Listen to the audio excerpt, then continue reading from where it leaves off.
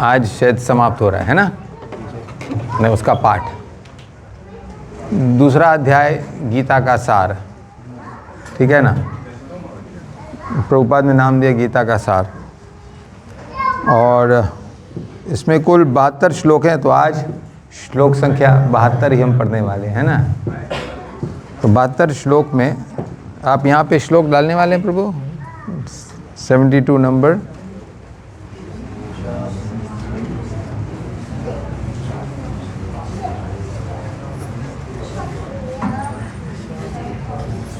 अध्याय को सांख्य योग भी बोलते हैं, गीता का सार भी बोलते हैं, सांख्य योग मतलब।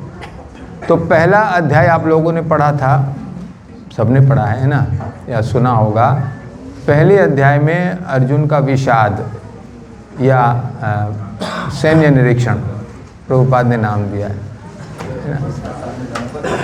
तो सैन्य निरीक्षण या अर्जुन का विषाद, अर्जुन जो दुखी हो रहा था, है ना, शोक में था, संतप्त था, क्या मोह में था। और दूसरा अध्याय उसके बाद जब शुरू होता है तो अर्जुन ने बिल्कुल अपना बाण रख दिया, धनुष रख दिया, है ना, और कहने लगा मैं युद्ध नहीं करूँगा। तो ये जो यहाँ पे सीन बन जाती है, ये कृष्ण की लीला है। क्या ना अर्जुन ऐसा है, मोह में पड़ने वाला, युद्ध न करने वाला, लेकिन जब भगवान लीला करते हैं तो अपने साथ जो उनके पार्षद होते हैं उनको उस स्तर पे ले आते हैं। अंदर बैठे हैं चैत्य गुरु, और ऐसा सीन तैयार हुआ कि अर्जुन युद्ध नहीं करना चाहता था, अपने कर्तव्य का पालन नहीं करना चाहता था, मोह में पड़ गया, हाँ, भ्रमित हो गया। और भगवान ने अर्जुन के माध्यम से इस कलयुग के लिए गीता का प्रवचन किया। और वहाँ कहते भी भगवान क्या, सकाले ने हम हता योगो नष्ट परंतपा। कालांतर में ये योग विद्या विनष्ट हो जाती है। परंपरा के अतिरिक्त दूसरे लोग भी जब आ जाते हैं और इसके ज्ञान को वो लुप्त कर देते हैं, है ना, तब फिर आवश्यकता पड़ती है भगवान फिर से ज्ञान। तो इस कालांतर में ये नष्ट हो गया, तो अब फिर से ये दोबारा देने का अवसर आ गया है। तो अर्जुन के माध्यम से हम सबको ये भगवद गीता का ज्ञान मिल रहा है। दूसरे अध्याय में भगवान तुरंत बता देते हैं, उसमें कर्म योग, ज्ञान योग, ध्यान योग का भी और थोड़ा भक्ति योग का भी दर्शन दे देते हैं दूसरे अध्याय में, 72 श्लोकों में।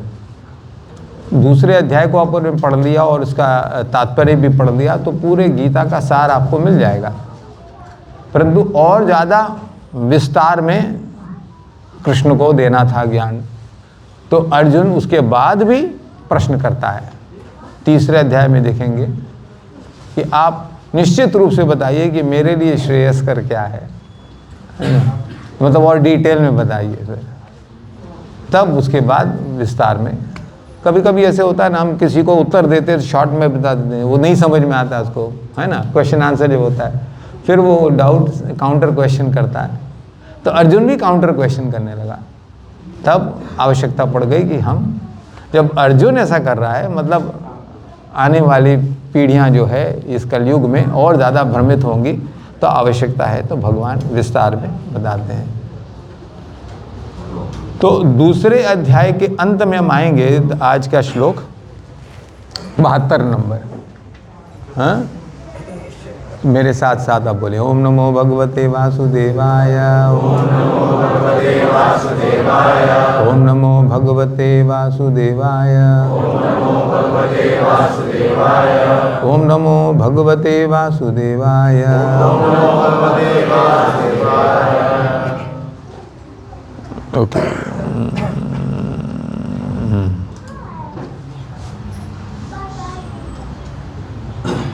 यहाँ कृष्ण बोल रहे हैं, भगवान वाच, है ना, एषा ब्राह्मी स्थिति पार्थ, एषा ब्राह्मी स्थिति पार्थ नैनां प्राप्य विमुह्यति नैनां प्राप्य विमुह्यति।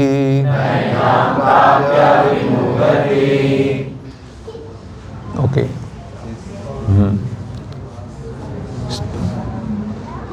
स्थित्वा अस्याम अंतकाले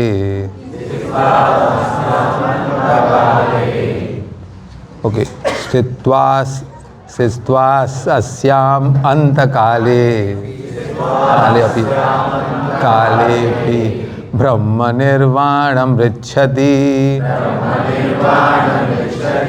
ब्रह्म निर्वाणं ऋच्छति।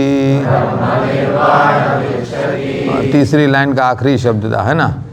स्थित्वा अस्याम अंतकालेपि ब्रह्म निर्वाणं ऋच्छति। कोई पढ़ना चाहेगा? एषा ब्रह्मी स्थिति पार्थ येषां ब्रह्मी स्थिति पार्थ नैनं प्राप्य विमुह्यति नैनं प्राप्य विमुह्यति। स्थित्वास्यामन्तकालेऽपि स्थित्वास्यामन्तकालेऽपि निर्वाणमुच्यते ब्रह्म निर्वाणं ऋच्छति। और माता जी कोई एक?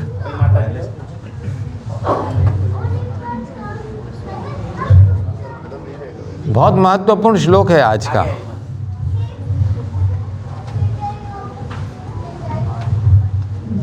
एषा ब्राह्मी स्थिति पार्थ एषा ब्राह्मी स्थिति पार्थ नैनां प्राप्य विमुह्यति नैनां प्राप्य विमुह्यति। स्थित्वास्यामन्तकालेऽपि स्थित्वास्यामन्तकालेऽपि ब्रह्म निर्वाणमुच्यते ब्रह्म निर्वाणं ऋच्छति। थैंक यू माता जी। अनुवाद शब्दार्थ अनुवाद तात्पर्य श्रील प्रभुपाद द्वारा। एषा यह ब्राह्मी आध्यात्मिक स्थिति पार्थ हे प्रथापुत्र न कभी नहीं एनाम इसको प्राप्त करके विमुह्यति मोहित होता है। स्थित्वा स्थित होकर अस्याम इसमें अंतकाले जीवन के अंतिम समय में अपि भी ब्रह्म निर्वाणम भगवत धाम को ऋच्छति प्राप्त होता है। अनुवाद में अकेले पढ़ूंगा। यह आध्यात्मिक तथा ईश्वरीय जीवन का पथ है जिसे प्राप्त करके मनुष्य मोहित नहीं होता। यदि कोई जीवन के अंतिम समय में भी इस तरह स्थित हो तो वह भगवत धाम को प्राप्त होता है।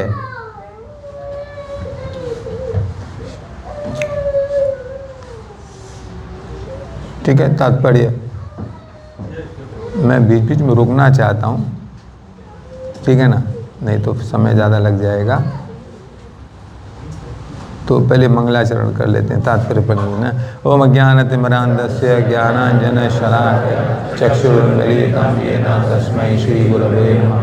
श्रीचैतन्यमनोभीष्टं स्थापितं येन भूतले स्वयं रूपा कदा मह्यं ददाति स्वपदान्तिकं। वन्देऽहं श्रीगुरो श्रीयुतपदकमलं श्रीगुरून् वैष्णवांश्च श्रीरूपं साग्रजातं सहगण रघुनाथान्वितं तं सजीवं साद्वैतं सावधूतं परिजनसहितं कृष्णचैतन्यदेवं श्रीराधाकृष्णपादान् सहगण ललिता श्रीविशाखान्वितांश्च हे कृष्ण करुणा सिंधु दीनबंधु जगतपते गोपेश गोपिका कांता राधा कांता नमोस्तुते तप्त कांचन गौरांगी राधे वृंदावनेश्वरी वृषभानुसुते देवी प्रणमामि हरिप्रिये वाञ्छाकल्पतरुभ्यश्च कृपा सिन्धुभ्यैव च पतितानां पावनेभ्यो वैष्णवेभ्यो नमो नमः। जय श्री कृष्ण चैतन्य प्रभु नित्यानंद श्री अद्वैत गदाधर श्रीवासादि गौर भक्तवृंदा। हरे कृष्णा कृष्णा कृष्णा हरे हरे हरे राम राम राम हरे हरे। मुखं करोति वाचालं पुंखं लङ्घयते गिरिं यत्कृपातमहं वन्दे श्रीगुरुं दीनतारिणं परमानन्दं माधवं श्री चैतन्य ईश्वरम्। श्रील प्रभुपाद का तात्पर्य ये स्वयं में प्रवचन है, हम इसमें बीच बीच में रोकेंगे, है ना, समझने के लिए। मनुष्य कृष्ण भावनामृत या दिव्य जीवन को एक क्षण में प्राप्त कर सकता है। तो आप बोलेंगे हम जीवन भर क्यों जप करें, एक क्षण में हम कर लेंगे, है ना। और एक बार नहीं कई बार आता है, तो क्यों सिंधी हॉल हम खर्चा करें, टाइम खर्च करें। हाँ, पसीने में गर्मी में आते हैं, है ना, प्रसाद लेके जाते हैं, एक क्षण में मिल जाएगा हमें, ठीक है। मनुष्य कृष्ण भावनामृत या दिव्य जीवन को कृष्ण भावना या दिव्य जीवन को एक क्षण में प्राप्त कर सकता है। तो इसमें आप आगे सुनिए क्या लिखा है प्रभुपाद ने। इस दिव्य जीवन को प्राप्त करने के लिए एक क्षण काफ़ी है, एक क्षण पर्याप्त है। तो आप भौतिक जीवन बिता करके फिर अंत में प्राप्त करना चाहते हैं, या अभी प्राप्त करके भौतिक जीवन व्यतीत करना चाहते हैं, यहाँ प्रश्न आता है। एक क्षण में हम प्राप्त कर सकते हैं, इसका मतलब ये नहीं है भगवत धाम प्राप्त कर सकते, ये नहीं बोला। आध्यात्मिक जीवन कृष्ण भावनामृत एक क्षण में आप प्राप्त कर सकते हैं, है ना। तो इसका मतलब है कि हमें जितना जल्दी हो सके बचपन में ही प्राप्त कर लेना चाहिए, माँ के गर्भ में ही प्राप्त कर लेना चाहिए, ताकि हम जन्म लेने के बाद आध्यात्मिक जीवन कृष्ण भावनामृतमय जीवन व्यतीत करें। हाँ, माया में नहीं पड़े, माया से मुक्त रहें, क्योंकि कृष्ण भावनामृत जीवन आध्यात्मिक जीवन यानी कि मुक्ति का जीवन। हाँ, 5 प्रकार की मुक्ति हम पढ़ते हैं, लेकिन 6ठे प्रकार की मुक्ति जीवन मुक्त स उच्यते। इस जीवन में भी आप मुक्त अवस्था में रह सकते हैं। हाँ, इससे पहले हम सुन चुके हैं ना कि इस जीवन में भी, इस जीवन काल में मुक्त अवस्था में रह सकते हैं।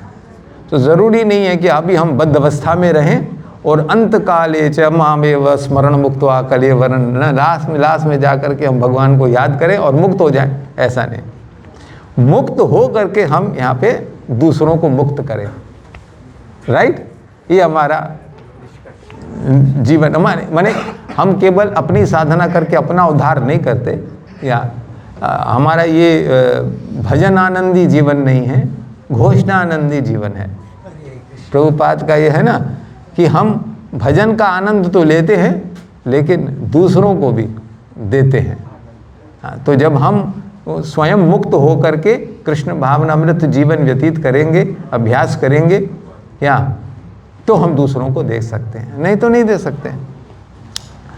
तो मनुष्य कृष्ण भावनामृत या दिव्य जीवन, डिवाइन लाइफ, है ना, को एक क्षण में प्राप्त कर सकता है, और हो सकता है कि उसे लाखों जन्मों के बाद भी न प्राप्त हो।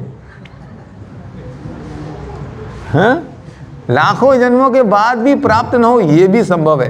तो आप सोचेंगे अंत में हम प्राप्त करेंगे, अगर फिसल गए, चूक गए आप, तो लाखों जीवन में भी नहीं मिलने वाले, वो भी कलयुग में। तो आप रिस्क आपके हाथ में कि अभी हमको जब जागे हम, है ना, अभी जन्म हुआ है, मतलब माँ बाप के जन्म से हो सकता है 20, 25, 50 साल पहले हो चुका हो माँ बाप के घर में, लेकिन साधु संग में गुरु और शास्त्र और साधु, इसमें जो हमारा दूसरा जन्म होता है वो अभी हो रहा है ना। तो जैसे ही हमारा जन्म हुआ हमको एक क्षण में प्राप्त कर लेना चाहिए, हम रिस्क नहीं उठा सकते, है ना, और पूरा जीवन हम व्यतीत कर सके आनंद में, मुक्त जीवन, आनंद में जीवन, दूसरों को भी, अपने घर वालों को, दूसरों को, सबको। ठीक है, दे सके हम। यह तो सत्य समझने और स्वीकार करने की बात है। लाखों जन्मों में भी प्राप्त नहीं हो सकता, एक क्षण में भी प्राप्त हो सकता है। तो ये किस पर निर्धारित है? केवल समझने और स्वीकार करने की बात है। हमने 2 साल लगा दिए इसको स्वीकार करने में। भक्तों ने बहुत बीन बजाई, क्या मैं डांस करता था सांप की तरह, लेकिन मैंने उसको अपनाया नहीं जीवन को। धीरे धीरे धीरे 2 साल लग गए। उन्हें कुत्ते की दुम होती है ना वैसे।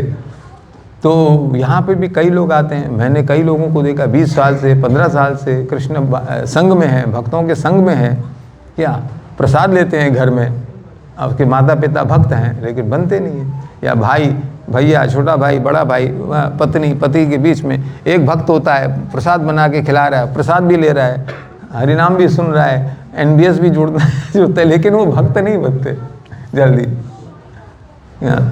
वो उनको एक क्षण में नहीं मिलता है वो। क्यों? क्योंकि वे समझते नहीं हैं और स्वीकार नहीं करते। हाँ, और बहुत ज़्यादा समय तक कोई स्वीकार नहीं कर रहा है ना, मतलब वो वैष्णव अपराध कर रहा है, बाहर से नहीं, मन ही मन। और हम बहुत ज़्यादा उसको प्रचार करने का प्रयास करेंगे, ज़बरदस्ती सत्संग में ले आएंगे, ये करेंगे, तो वो विपरीत भी, बैकफायर भी हो जाता है और वो अपराध करते हैं। क्योंकि प्रभुपाद बोलते हैं आपको कुछ नहीं करना है, ये जो हमने टाइटैनिक शिप बनाया है इस्कॉन, इसके ऊपर आप आ जाओ, बैठ जाओ, कुछ मत करो, आप पार पहुंच जाओगे। कुछ नहीं करो, भक्तों को देखो, खाली वो क्या बोल रहे हैं, क्या कर रहे हैं, सुनो। लेकिन वहाँ अगर किसी के लिए आपने गलत सोचा तो आप जहाज से नीचे चले जाओगे उस भवसागर में। क्या ये जो प्रभुपाद ने बनाया उससे आप नीचे उतर जाओगे। वहाँ उठने की टिकट नहीं है, टिकट यही है कि आप सबको स्वीकार करें, सबको प्रणाम करें, आप उनका श्रवण कीर्तन सुनते रहें, आप क्या थोड़ा थोड़ा उनके साथ आप डांस करें, जो भी करें, प्रसाद दे रहा है प्रसाद लेते रहिए, उस जहाज में आप करते जाइए। हम उससे ज़्यादा नहीं कर सकते। प्रभुपाद गारंटी लेते हमको ले जाएंगे वो अंत में, क्योंकि उनका जहाज़ वहीं जा रहा है। ये टाइटैनिक शिप, टाइटैनिक क्यों बोल रहा हूँ, सब फैसिलिटी इसके अंदर है। जो हम भौतिक जगत में, भौतिक जीवन में हम जो इंद्र तृप्ति सब कुछ करते हैं, हमको उसका परित्याग करके जंगलों में जाने की आवश्यकता नहीं है, पहाड़ों में जाने की आवश्यकता नहीं है। हाँ, अपने पत्नी को त्यागने की, बच्चों को त्यागने की आवश्यकता नहीं है। हाँ, अपनी नौकरी को त्यागने की ज़रूरत नहीं है, कुछ नहीं है। आप जो जीवन जी रहे हैं वही जीवन आप जिएंगे। हाँ, कुछ हम ज़्यादा प्रयास नहीं करते, लेकिन क्योंकि हम इस्कॉन के जहाज़ में बैठे हैं, प्रभुपाद के आश्रय में हैं, भक्तों के संग में हैं, अपराध नहीं कर रहे हैं, तो विशेषकर ना 10 नाम अपराधों में वैष्णव अपराध, इससे बच कर रहे। हमारे कितने नियम हैं, मैं यहाँ आकर के कुछ दिनों से रियलाइज़ कर रहा हूँ। कितने नियम हैं? कौन से हैं? एक आदमी बोल दो, चलो। इलिसिट सेक्स, हाँ, नॉनवेज, मांसाहार नहीं, हाँ, जुआ, गैम्बलिंग नहीं, हाँ, नशा, इंटॉक्सिकेशन। हरे कृष्णा। हाँ, no meat eating, no intoxication, no illicit sex, no gambling.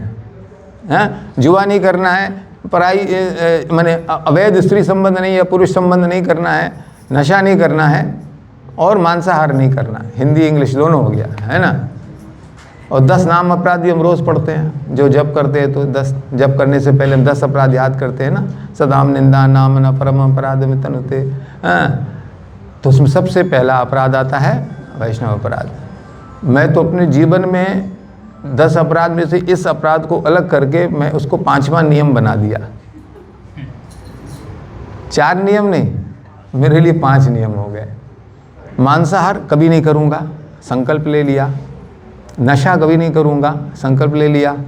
हाँ, जुआ नहीं, उसमें बचपन से हमको इस संस्कार मिल गए थे, पर चलो यहाँ आने के बाद जो है, जो भी हम भूल करते थे वो भी नहीं करेंगे। अनियन गार्लिक की टी, कॉफ़ी, ये सब भी छोड़ दिया है ना। लेकिन हमने अपने जीवन में वैष्णव अपराध को 5वां नियम बना दिया, ये भी कभी नहीं करेंगे। क्या? और ये अच्छी बात है, आप नियम सुन के अब उससे सतर्क रहेंगे, उसको आप नहीं करेंगे। लेकिन अपराध होते रहते हैं, वैष्णव अपराध। आप देखो घर के अंदर भी, घर के बाहर भी, पति पत्नी के बीच में, बच्चों के साथ, इसके साथ भाई। वैष्णव अपराध को ठीक से समझना होगा हमें, अपराध क्या है और उसका परिणाम क्या है, ये तो हम जो सुनते ही रहते हैं। लेकिन अपराध कैसे कैसे हो सकता है, अनजाने में भी हमें पता ही नहीं चलता हम अपराध कर रहे हैं। और इस्कॉन के जहाज में हम बैठे हैं और हम प्रगति नहीं कर रहे हैं, हम भवसागर में हैं, इसका मतलब हम अभी अपराध रहित नहीं हुए, वैष्णव अपराध से नहीं बचे।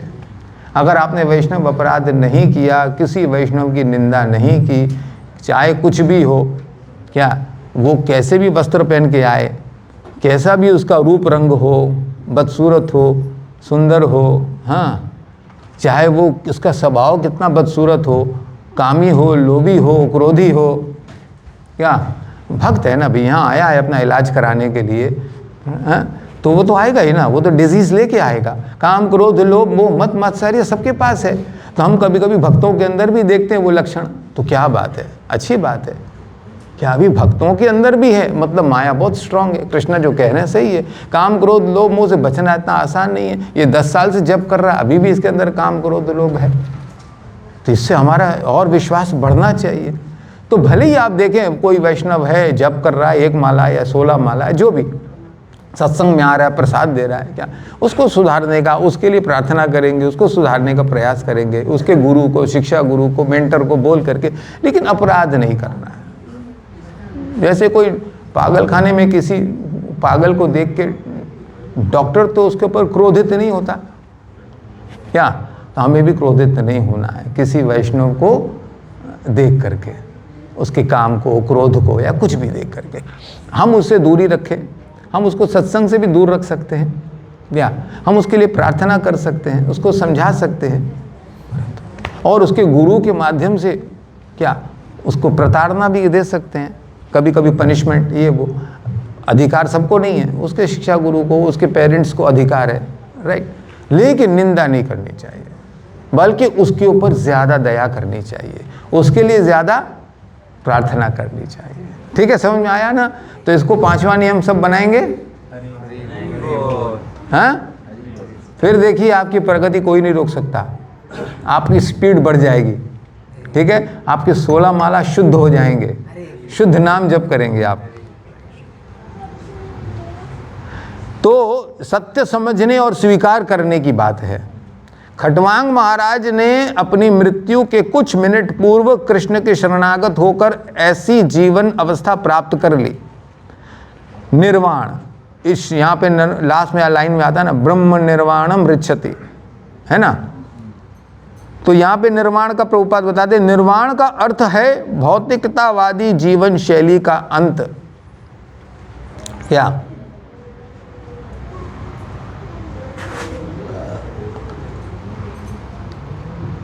कलयुग आया है ना। परीक्षित महाराज ने बहुत मुश्किल से उसको प्रवेश दिया, हाँ, कि मेरा समय आ गया है, मेरे को रहना है, और उसका प्रभाव पड़ा, वो लोग कहते हैं। और परीक्षित महाराज तो चले गए भगवत धाम, लेकिन कलयुग तो यहाँ है। लेकिन उसको कहाँ पे दिया रहने के लिए? तो बस वहीं पे वो रहता है, 4-5 स्थान दिया ना उसको, वहीं पे कली रहते हैं। अगर आप वहाँ नहीं जाएंगे, आपके जीवन में अगर वो नहीं है, तो कली आपके अंदर प्रवेश नहीं कर सकता, आपको भगवान से दूर नहीं कर सकता। हाँ, वो 4 स्थान है, वही 4 नियम जो हम फॉलो करते हैं, राइट। तो यहाँ पे कलयुग का वास होता है। हाँ, तो ऐसा नहीं कि जिस गली में पीने वाले रहते हो, हाँ, या नॉनवेज खाने वाले रहते हो, वहाँ कली नहीं। जिस शरीर के अंदर ये 4 बीमारियां हैं, वहाँ कली का वास है। अवैध स्त्री संबंध, जिसके मन में ये 4 बातें हैं, इच्छाएं हैं, क्या उसके अंदर कली का प्रवेश हो जाता है। तो कलयुग से बचना हो तो हमें इन 4 नियमों का पालन करना है। ठीक है। निर्वाण का अर्थ है ऐसी भौतिकतावादी जीवन शैली का अंत कर देना। इसलिए प्रभुपाद बोलते हैं कि 4 नियम को फॉलो करो, आपकी जीवन शैली बदल गई। फिर उसके बाद हरि नाम करो, साधु संग करो, ठीक है। बौद्ध दर्शन के अनुसार इस भौतिक जीवन के पूरा होने पर केवल शून्य शेष रह जाता है। वो बोलते हैं ये मटेरियल लाइफ खत्म हो जाए तो उसके बाद शून्य ही शून्य। ये बौद्ध धर्म है, ठीक है, हमारे सनातन धर्म का एक छोटा सा अंश है वो। किंतु भगवत गीता की शिक्षा इससे भिन्न है। समय भी निकला जा रहा है। वास्तविक जीवन का शुभ आरंभ इस भौतिक जीवन के पूरे होने पर होता है। बहुत बड़ा अंतर है। कई लोग समझते हैं इस जीवन के बाद कोई जीवन नहीं है, कई लोग समझते हैं शून्य है सब कुछ। लेकिन हमारे वैष्णव फिलॉसफी, भगवत गीता का तत्व का ज्ञान जो है वो हमें बताता है कि नहीं, ये जीवन शैली के बाद जब जीरो नहीं है ना, वहाँ से एक नया जीवन शुरू होता है। चाहे वो इस शरीर को, इस जीवन को त्यागने के बाद हो या इस जीवन शैली को त्यागने के बाद हो। आपको शरीर त्यागना नहीं पड़े, इस संसार को त्यागना नहीं पड़े, इसी जीवन काल के अंदर अगर आपने अपने जीवन शैली को त्याग दिया और इस्कॉन में आ गए आप, मतलब वैष्णव बन गए आप, तब आपका उद्धार निश्चित है, ठीक है। आपका निर्वाण हो चुका है, आपका वास्तविक जीवन शुभ आरंभ हो चुका है। स्थूल भौतिकतावादी के लिए यह जानना पर्याप्त होगा कि इस भौतिक जीवन का अंत निश्चित है, किंतु आध्यात्मिक दृष्टि से उन्नत व्यक्तियों के लिए इस जीवन के बाद अन्य जीवन प्रारंभ होता है। जो आध्यात्मवादी होते हैं, मैंने अभी इसको, जैसे मैंने कहा, लोग समझते हैं कि इस जीवन के बाद कोई जीवन नहीं है, जैसे बौद्ध धर्म बोलता है, दूसरे लोग भी बोलते हैं क्या, लेकिन हम क्या बोलते हैं इस भगवद गीता के अनुसार, क्या आध्यात्मिक स्थूल भौतिकतावादी के लिए ये पर्याप्त होगा, लेकिन हमारी क्या है, इस जीवन का अंत होने से पूर्व यदि कोई कृष्ण भावना भावित हो जाए तो उसे तुरंत ब्रह्म निर्वाण अवस्था प्राप्त हो जाती है। ब्रह्म निर्वाण समझते हैं ना, मुक्ति, मुक्त अवस्था तुरंत प्राप्त हो जाती है, एक क्षण में प्राप्त हो जाती है। इस जीवन का अंत होने से पहले ही यदि कोई कृष्ण भावना भावित हो जाए तो उसे तुरंत ब्रह्म निर्वाण अवस्था प्राप्त हो जाती है। भगवत धाम तथा भगवत भक्ति के बीच कोई अंतर नहीं है। भगवत धाम में जाना या यहाँ रह करके भगवत भक्ति करना, तो भगवत धाम में जाके क्या करेंगे, भगवत भक्ति करेंगे, भगवान की सेवा करेंगे, भक्तों की सेवा करेंगे। वहाँ जाने का मतलब हमारा जीवन अगर समाप्त नहीं होता है, वहाँ एक नया जीवन, स्पिरिचुअल लाइफ, आध्यात्मिक जीवन वैकुंठ में हमें मिलता है, गोलोक में मिलता है। तो वो जीवन क्या है, भगवान की सेवा करना, भक्तों की सेवा करना, निष्काम भाव से हम वहाँ सेवा करते रहते हैं। अगर वही जीवन शैली अगर आपने यहाँ अपना ली, अपने पुराने जीवन शैली को हटा दिया, तो आप भगवत धाम जाएं या यहाँ पे अभ्यास करें, उसमें कोई अंतर नहीं है। तो प्रभुपाद इसलिए लिखते हैं, भगवत धाम तथा भगवत भक्ति के बीच कोई अंतर नहीं है, क्योंकि दोनों चरम पद हैं। अतः भगवान की दिव्य प्रेमा भक्ति में व्यस्त रहने का अर्थ है भगवत धाम को प्राप्त करना। फिर से पढ़ता हूँ, भगवान की दिव्य प्रेमा भक्ति में व्यस्त रहने का अर्थ है भगवत धाम को प्राप्त करना। भौतिक जगत में इंद्र तृप्ति विषयक कार्य होते हैं और आध्यात्मिक जगत में कृष्ण भावनामृत विषयक। इसी जीवन में ही कृष्ण भावनामृत की प्राप्ति तत्काल ब्रह्म प्राप्ति जैसी है क्या। और जो कृष्ण भावनामृत में स्थित होता है वह निश्चित रूप से पहले ही भगवत धाम में प्रवेश कर चुका होता है। ये सब लोग नहीं मानेंगे, मगर ये तथ्य है, ये सत्य है। ब्रह्म और भौतिक पदार्थ एक दूसरे से सर्वथा विपरीत हैं। अतः ब्रह्म स्थिति का अर्थ है भौतिक कार्यों के पद पर न होना। भगवत गीता में भगवत भक्ति को मुक्त अवस्था माना गया है। भगवत गीता में भगवत भक्ति को मुक्त अवस्था माना गया है। सगुणान समतीत्येतान ब्रह्म भूयाय कल्पते। अतः ब्रह्मी स्थिति भौतिक बंधन से मुक्ति है। श्रील भक्ति विनोद ठाकुर के इस द्वितीय अध्याय को संपूर्ण ग्रंथ के प्रतिपाद्य विषय के रूप में संक्षिप्त किया गया है। भगवत गीता के प्रतिपाद्य है कर्म योग, ज्ञान योग तथा भक्ति योग। इस द्वितीय अध्याय में कर्म योग तथा ज्ञान योग की स्पष्ट व्याख्या हुई है एवं भक्ति योग की भी झांकी दे दी गई है।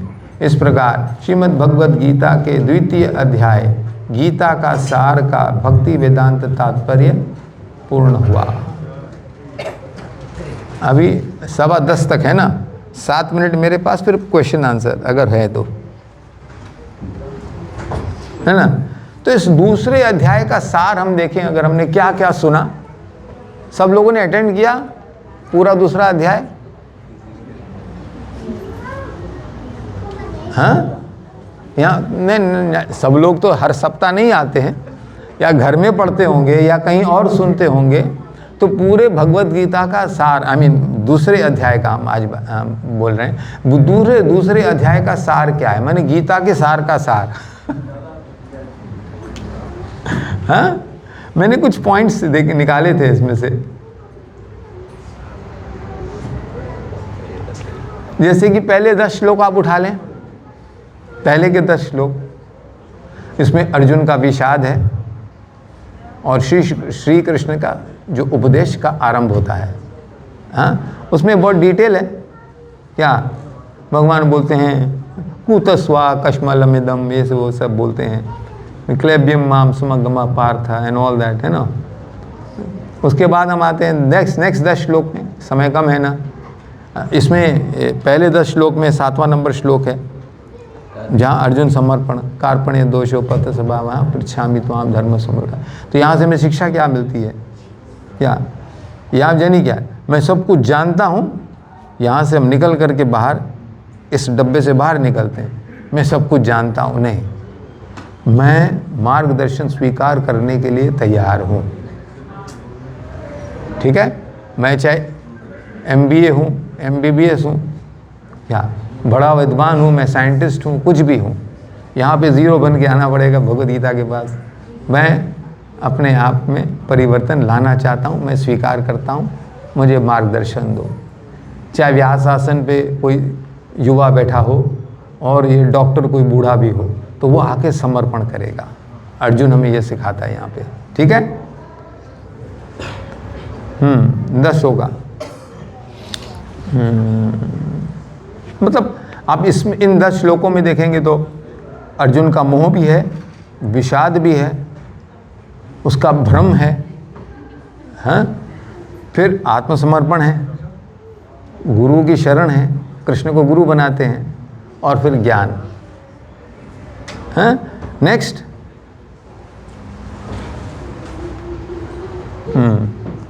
चलो मैं शॉर्ट में ले लेता हूँ, ज़्यादा समय नहीं है तो। वहाँ पे बाकी के 11 से लेके 20 तक कृष्ण अर्जुन को आत्मा का ज्ञान देते हैं।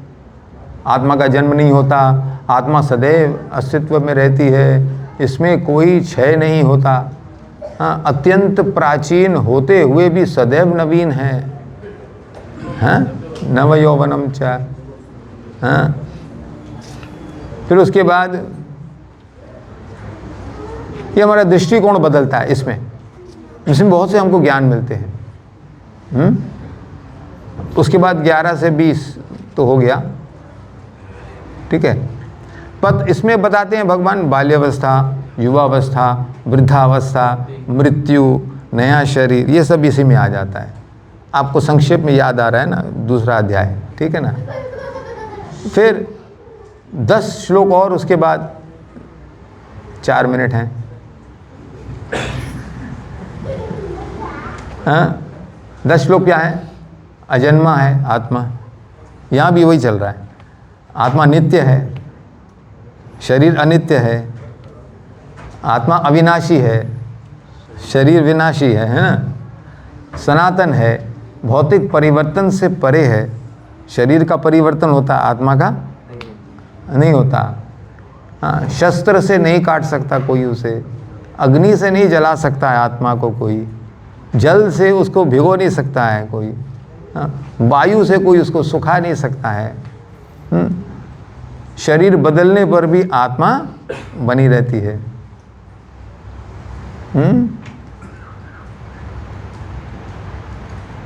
तो यही समझ है कि मृत्यु के भय, अत्यधिक मोह, सुख दुख की अस्थिरता। ठीक है, फिर आगे के 10 श्लोक, इसको भी मैं पार कर जाता हूँ, इसमें पूरा डिटेल यहाँ पे है। यह श्लोक अत्यंत महत्वपूर्ण है। कर्तव्य मत बदलो, कर्तव्य मत छोड़ो। इसके बाद ही बताते हैं उसको, वो होगा ना, कौन सा श्लोक है? कर्मण्येवाधिकारस्ते मा फलेषु कदाचन। ये तो महाभारत में फेमस हो गया था ना। हाँ, ये श्लोक फेमस है, और भी इसमें श्लोक हैं अच्छे। अहंकार मत करो, निराश मत हो, गर्व मत करो, क्या टूट मत जाओ, हारो क्या। उसके बाद हम आगे पढ़ते हैं बाकी के 10 श्लोक।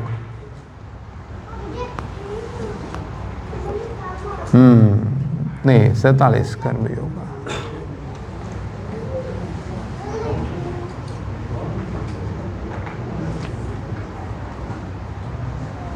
इसमें एक बहुत सुंदर सूत्र हमें मिलता है, सफलता प्लस असफलता में समान भाव रखना, समत्व।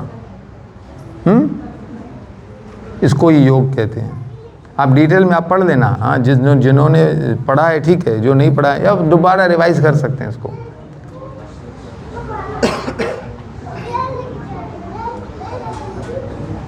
एक्चुअली इसमें बहुत समय लेकर के अच्छे से समझाने वाला ये विषय है, पूरे इसका सारांश को, है ना। ओके, समय मैं बार बार समय देखता हूँ। आत्मज्ञान, अपने कर्तव्य की पहचान, यहाँ से शिक्षा में मिलती है। हाँ, कर्तव्य का निष्काम पालन। एक्चुअली इससे पहले के 10 श्लोकों में ये बहुत बड़ी शिक्षा थी कि कोई भी व्यक्ति जब मोहित हो जाए, भ्रमित हो जाए, हाँ, वो अपने धर्म में और अपने कर्तव्य में चुनाव न कर सके कि धर्म का पालन करे, कर्तव्य का पालन करे, क्या विचलित हो जाए मन, तो उस समय हमें मार्गदर्शन लेना चाहिए। उस समय कोई निर्णय नहीं लेना चाहिए कि मैं ये निर्णय लेता हूँ ना। वहाँ अक्सर जब मोहित होंगे, भ्रमित होंगे, आप गलती कर सकते हैं। भ्रमित होना ही आगे का स्टेप है, गलती करना, उसमें नुकसान हो सकता है, राइट। तो यहाँ पे हमें मार्गदर्शन लेना चाहिए, जैसे अर्जुन कर रहा है। अर्जुन भ्रमित हो गया, अपने आप को राइट समझ रहा है वो, लेकिन लास्ट में वो सरेंडर करता है, अब आप जो कहोगे मैं वही करूँगा। शिष्यस्ते हम शादी माम तो हम प्रपन्नम। उसके बाद वो बोलना बंद कर देता है, खाली समझने के लिए और प्रश्न करता है, लेकिन अपना तर्क जो है भूल जाता है। वो उसके तर्क बहुत स्ट्रांग थे, आप पहले अध्याय में पढ़ेंगे तो। गीता तो माने हमारे लिए बहुत बड़ा मैनुअल है। इसकी शिक्षाओं को हमें ठीक से एक बार नहीं 10 बार पढ़ना चाहिए। मैं आगे आता हूँ।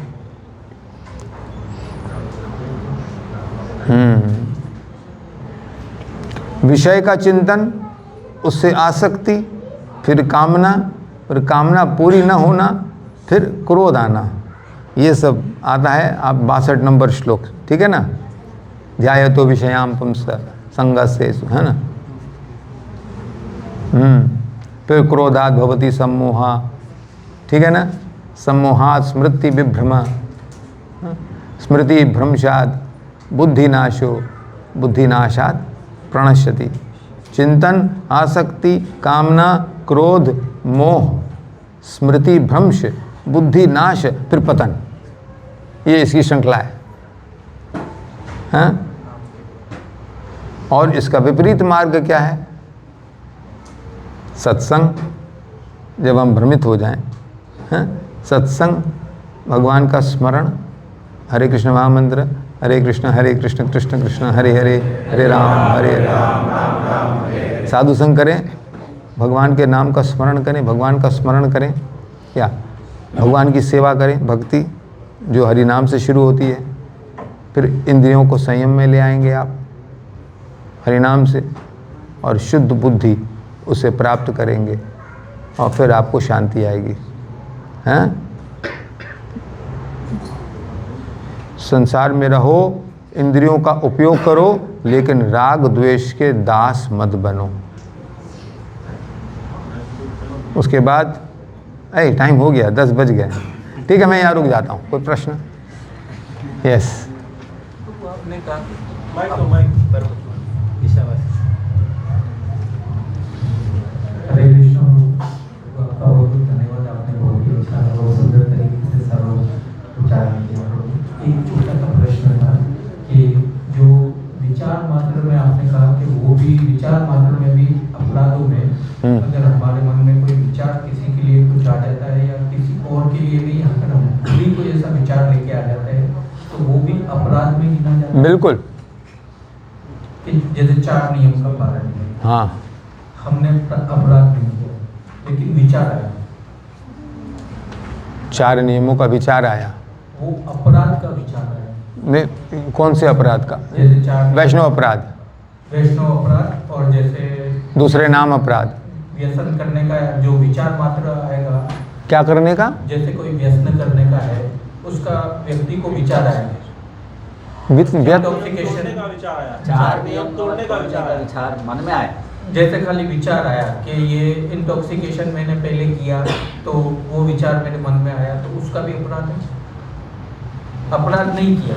देखिए, विचार मात्र। शास्त्रों में कहा गया है कि कलयुग में पुण्य के विचार से पुण्य मिल जाता है और पाप के करने से पाप मिलता है कलयुग में, और सतयुग में इसका विपरीत था। पुण्य करने से पुण्य मिलता था और पाप के विचार से पाप मिल जाता था। समझ में आया?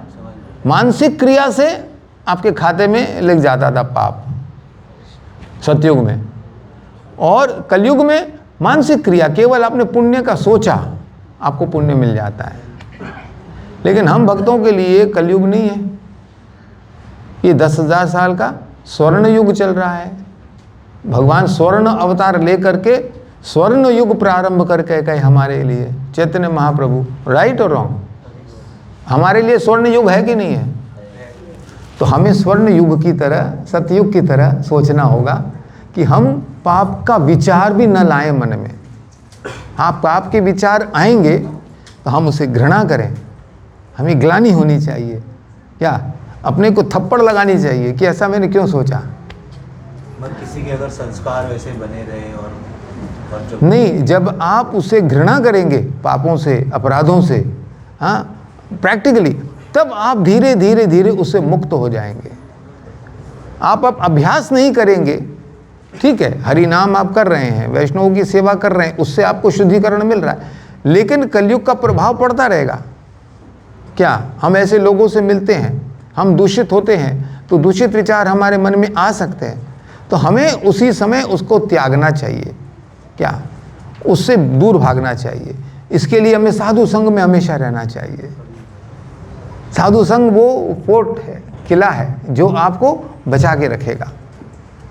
हमारे लिए विचार करना भी गलत है, विशेषकर विचार ज़्यादा क्या आता है आपको, मांसाहार का विचार शायद नहीं आए, क्या द्यूत क्रीड़ा का विचार नहीं आएगा, शायद नशा करने का भी विचार नहीं आएगा, शायद आप छोड़ चुके हैं, 10 साल हो गए। लेकिन अवैध स्त्री संबंध, पुरुष संबंध, इसके विचार बहुत आते रहते हैं। राइट? तो बिल्कुल इस पर सतर्क रहना है हमें, माताओं के चरणों को देखना है, उससे ज़्यादा नहीं। हिज होलीनेस भक्ति विकास स्वामी महाराज कहते हैं, या हमेशा जयदेव स्वामी महाराज भी कहते हैं, बिल्कुल नहीं। हाँ, क्या बोलते हैं? चाणक्य पंडित का श्लोक क्या है? मातृवत परदारेषु। हाँ, अपनी धर्मपत्नी को तो देवी समझते हैं, लेकिन दूसरों को माता समान देखना, ये पहली शिक्षा है। मातृवत परदारेषु प्रपर द्रव्येषु लोष्ट्रवत आत्मवत सर्वभूतेषु यह पश्यति स पंडितः। आप पंडित तब कहलाएंगे। आप 10 अपराध पढ़ते हैं ना, वैष्णव अपराध, और दूसरा क्या है, देवी देवताओं को, तो ये मानसिक है कि फिजिकली आप जाके उसको पूजा करते नहीं, मन में भी अगर आप सोचेंगे कि देवी देवता उसके तुल्य हैं तो शिव जी नाराज हो जाएंगे आपसे, माँ पार्वती आपसे बिल्कुल नाराज हो जाएगी। ऐसा क्यों? हम भगवान के तुल्य, हम भगवान के दास हैं। अब हनुमान चालीसा, अब हनुमान को बोलेंगे भगवान है, तो हनुमान तो पहले आपको मारेंगे लाठी। क्या मैं राम का दास हूं, तुम मेरे को भगवान बोल रहे हो? क्या भगवान के तुल्य बोल रहे हो? भगवान बहुत प्रसन्न होते हैं, मेरे भक्त को भी ये या बहुत सम्मान दे रहे हैं, लेकिन भक्त हमेशा इससे खफा हो जाता है, नाराज हो जाता है। तो उसको, तो ये काल्पनिक है, ये माने मानसिक है, तो ये मन में सोचना भी अपराध है ना। देवी देवताओं को भगवान के तुल्य समझना, हाँ, ये अपराध है। और तीसरा अपराध क्या है? गुरु की अवज्ञा करना। गुरु ने उपदेश दिया, कोई बात नहीं, अब अभी नहीं करेंगे इसका पालन, बाद में करेंगे, नहीं। गुरु शास्त्र साधु अगर उपदेश देते हैं, आदेश देते हैं, क्या उसका अभ्यास हमें करना चाहिए। और जब तक हम गुरु के उपदेश को, शास्त्रों के उपदेश को, भगवान के उपदेश को हम जब तक प्रैक्टिस में नहीं लाएं, उसको सुनते रहना चाहिए, सुनते रहना चाहिए, सुनते रहना चाहिए। एक बार नहीं, 1000 बार सुनते रहो आप।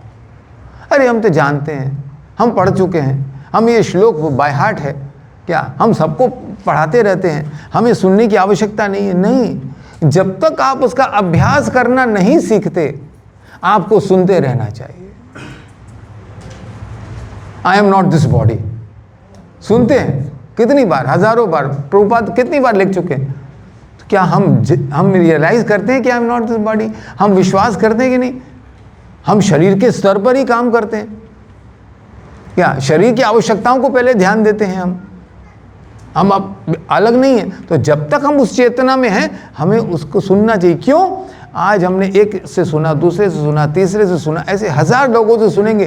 कभी किसी वैष्णव की वाणी हमारे कानों में प्रवेश कर जाए, कभी कोई ऐसा काल आ जाए, हमें उसके अंदर परिवर्तन मिल जाए। ये इन्फॉर्मेशन नहीं है। जो हम वाणी सुनते हैं, वाणी पढ़ते हैं, ये कोई इन्फॉर्मेशन नहीं है। जैसे ज्योग्राफी, हिस्ट्री, मैथमेटिक्स आप कुछ पढ़ते हैं, साइंस, विज्ञान, जो भौतिक, वो इसकी तरह नहीं है। ये वाणी, भगवत गीता, भागवतम, भक्तों के मुख से जो वाणी सुनते हैं, ये इन्फॉर्मेशन नहीं है, ये ट्रांसफॉर्मेशन है। तो अगर उस ट्रांसफॉर्मेशन जब तक नहीं आता है, तो हमें वो लेना चाहिए, ऑलवेज सुनते रहना चाहिए, सुनते रहना चाहिए। और फिर उससे कृपा भी मांगनी चाहिए। शिक्षा मिल गई, अब आप उससे आशीर्वाद भी लीजिए, ताकि हम आपसे जो सुना हमने, हम संकल्प लेते हैं, आप हमें आशीर्वाद दीजिए, शक्ति दीजिए। क्या इच्छा शक्ति बन गई है, अब क्रिया शक्ति कर रही है, तो हमें उसका आशीर्वाद चाहिए। हाँ, तो ऐसे सब अपराध को आप पढ़ेंगे ना, ये मानसिक होते हैं ज़्यादा से ज़्यादा।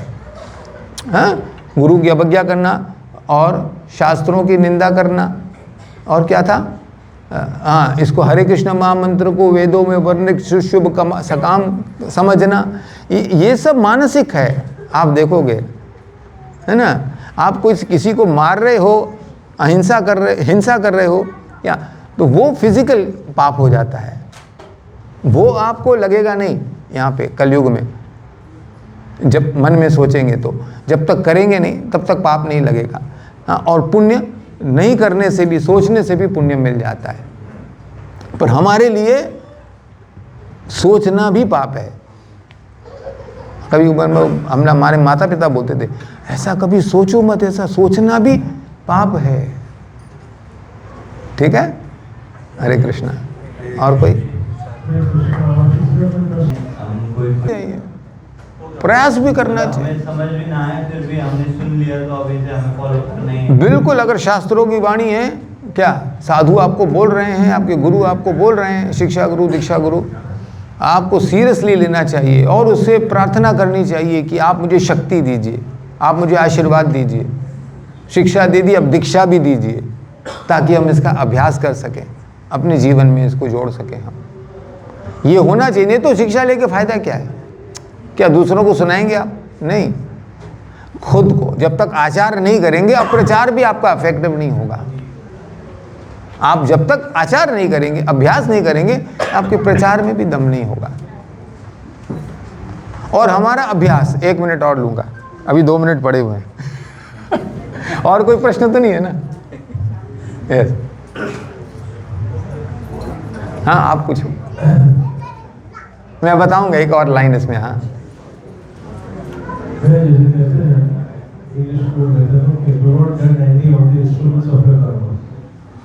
ऑन दी ऑफ योर कर्म। अगर कोई व्यक्ति आपके साथ बुरा चल रहा है तो हम ये पढ़ते हैं, सुनते हैं कि हमारे कर्मों के कारण वो मुझे ऐसा व्यवहार कर रहा है, राइट? हमें उस पर क्रोधित नहीं होना। तो मेरा प्रश्न ये है, क्या उसकी कर्म रेखा चालू हो जाती है, कर्मों की क्रिया चालू हो जाती है? अगर वो मेरे साथ ऐसा व्यवहार कर रहा है, हाँ, मेरे कर्मों के कारण वो मुझसे ऐसा व्यवहार कर रहा है, मैं ऐसे सोच रहा हूँ। लेकिन क्या प्रकृति के नियम के हिसाब से he is choosing to do this only, right? वो ऐसा व्यवहार कर रहा है, उसको चूज किया गया है वो ऐसा व्यवहार करे, तो क्या उसके कर्म चालू होते हैं वो ऐसा व्यवहार करते? जरूर, ये विशेष साइकिल है, चलता रहेगा। हाँ, आपके कर्मफल के हिसाब से अगला एजेंट बन के आया है आपका कर्मफल आपको देने के लिए। आपके पिछले कर्मों का फल वो दे रहा है आपको, हाँ, लेकिन आप उससे प्रभावित हो गए, क्या आप उससे कुछ बदला लेने का, प्रतिशोध वगैरह कुछ सोचेंगे या उसके बारे में अहित सोचेंगे, या तो फिर ये श्रृंखला खत्म नहीं होगी, ये चलता रहेगा। लेकिन हम लोग को बोला जाता है फॉरगिव एंड फॉरगेट। ये क्षमा करना एक बहुत बड़ा दिव्य गुण है। ये क्षमा करेंगे तो वो साइकिल बंद हो जाती है। आपको जब मालूम है कि ये व्यक्ति मेरे कर्मों का फल मुझे देने के लिए एजेंट बन के आया है, वो मैं इसको क्षमा करता हूं। हाँ, लेकिन इसका प्रायश्चित होना चाहिए। प्रायश्चित के लिए दंड उचित जो होता है वो मिलना चाहिए। इसका अटोनमेंट होना चाहिए। दंड का मतलब नहीं है कि उसको कोई तपस्या, कोई ताप दिया जाए, मतलब उसका अटोनमेंट होना चाहिए। उसके अंदर एक प्रायश्चित होकर के अपने पापों से मुक्त हो जाए। लेकिन आपने अगर उसको क्षमा कर दिया, हाँ, तो उसके अटोनमेंट में उसको हेल्प मिल जाती है, उसके प्रायश्चित में उसकी सहायता होती है, ताकि ये आगे कैरी फॉरवर्ड ना हो। इसका एग्जाम्पल भी बहुत है शास्त्रों में, पर आपने मेरे को बोला था कि शॉर्ट आंसर देने के लिए और आपका क्वेश्चन बहुत गहरा था, है ना? कभी हम इस पे डिटेल में चर्चा करेंगे। I will give you the versus and the examples from the शास्त्र। आप लोग मालूम है ये विद्वान है, ये खुद ही ढूंढ के भी निकाल लेगा। Is that okay? समझ में आया आप लोगों को प्रश्न और उत्तर? हाँ, फॉरगिव एंड फॉरगेट। क्या Krishna always gives and forgives. वो बेचारा हमको माफ करते रहते हैं। एक बार हाथ उठा के हरे कृष्णा बोल दो, मैं माफ कर दूंगा। वो बोलते हैं ना, ही गिव्स देते, हमेशा देने वाले हैं भगवान, हमको सब कुछ वही दे रहे हैं और माफ भी करते रहते हैं। फॉरगिव्स, पर we always get from Krishna and devotee and we always forget. हम भूल जाते हैं कि कृष्णा कितना हमसे प्रेम करते हैं, कितने दयावान हैं, कितना कुछ दे रहे हैं, ये भूल जाते हैं। अगर न भूले हम क्या, तो हम भी दूसरों को देना शुरू कर देंगे। ठीक है? नंबर 1। अब मैं एक पॉइंट और बोलना चाह रहा था इसको, किसका प्रश्न था? प्रयास के ऊपर। इसने बोला था जो सुनते हैं वो प्रयास करना चाहिए ना, प्रैक्टिस करना चाहिए, बिल्कुल। और अपने प्रयास को क्या आप दूसरे ढंग से देखें।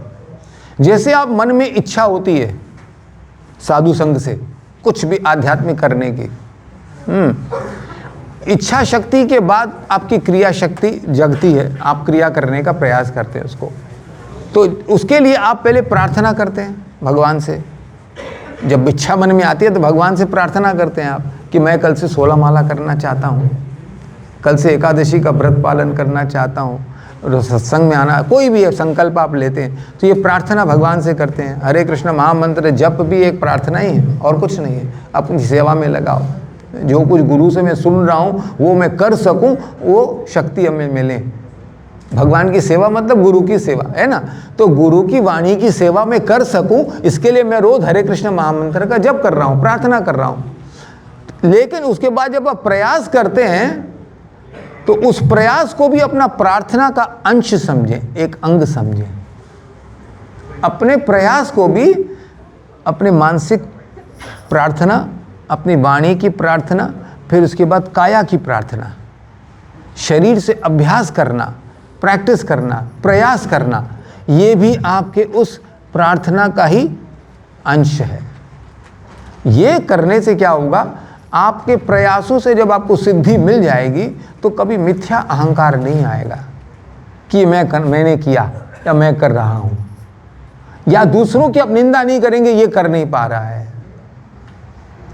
आप अगर उसको प्रार्थना के रूप में प्रयास करते रहेंगे और जब आप सिद्धि प्राप्त कर लेंगे तो आप बोलेंगे ये कृपा सिद्धि है, क्या ये साधना सिद्धि नहीं है। आप समझ रहे हैं, आपकी साधना भी एक प्रार्थना है। हरे कृष्ण महामंत्र सबसे बड़ी साधना है, ये भी एक प्रार्थना है। तो आपके प्रयास भी, जो भी साधन आप करते हैं वो भी एक प्रार्थना के रूप में, यद करोषि मद अर्पणम, बोलते हैं ना भगवान, जो कुछ करते हो मेरे को अर्पित करो प्रार्थना के रूप में। जब आप ऐसा करेंगे कभी मिथ्या अहंकार नहीं आएगा और आपके प्रयासों में जल्दी आपको सिद्धि मिलेगी, सफलता मिलेगी। हरे कृष्ण।